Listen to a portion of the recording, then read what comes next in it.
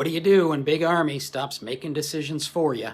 Hey, I am Chuck the bureaucrat, and there are essentially 4 decisions that Big Army, or I don't know, Big Navy or the Corps, 4 decisions that are made for you while you're on active duty that you have to make for yourself once you retire. And strange as it may seem, you don't actually make all of these decisions at the same point in your retirement process. Just to set the stage, the 4 decisions that I'm talking about are healthcare, dental and vision, survivor benefit, and SGLI. And I'm not going to beat you over the head with all the details of all these decisions, because if you're interested, I got plenty of videos that can explain them.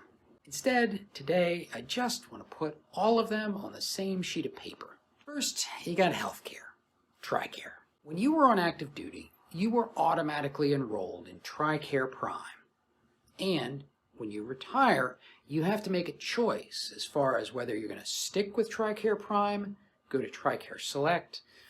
There's a couple of other options that might be available to you, or you can just pick nothing. What's interesting is you cannot make your election for Tricare until you're officially retired, and then you only have a few months to make that decision. The next decision that you have to make is about your dental and vision insurance.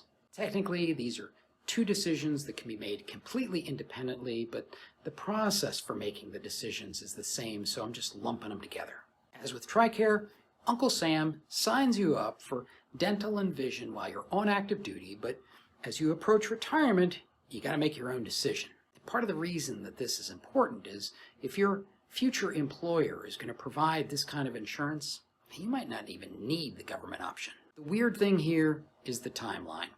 You can enroll in dental or vision insurance 30 days before your official retirement date and up to 60 days after. Next, you got the survivor benefit program.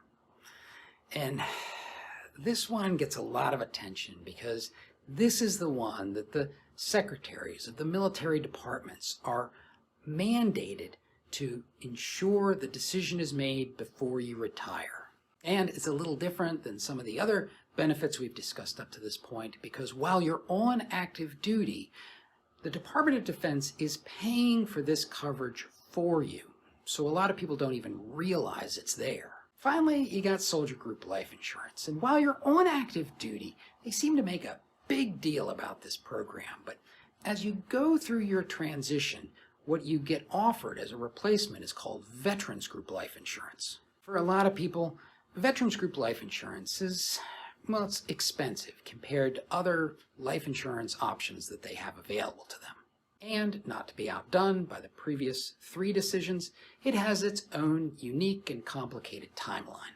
The reason I bring this up is because while you're on active duty, the fact that you have all of this coverage may not be immediately obvious. And as you transition, the different timelines associated with these programs can obscure the relevant decisions. The one that always gets me is survivor benefit program. Lots of people correctly observe that you can get much more coverage through a term life insurance policy at a much lower rate than you can with the survivor benefit program. What never seems to come up is that term life insurance policy has to cover both the SGLI and the survivor benefit program that you had while you were on active duty. So look, just knowing the benefits that you have while you're on active duty, that helps you make decisions for you and your family so that you're in the best position possible once you retire. There's actually a really good tool for understanding all the different ways that you're compensated or you get a benefit from your active duty service. And that's a personal statement of military compensation. And if you want to learn more about that, watch this video.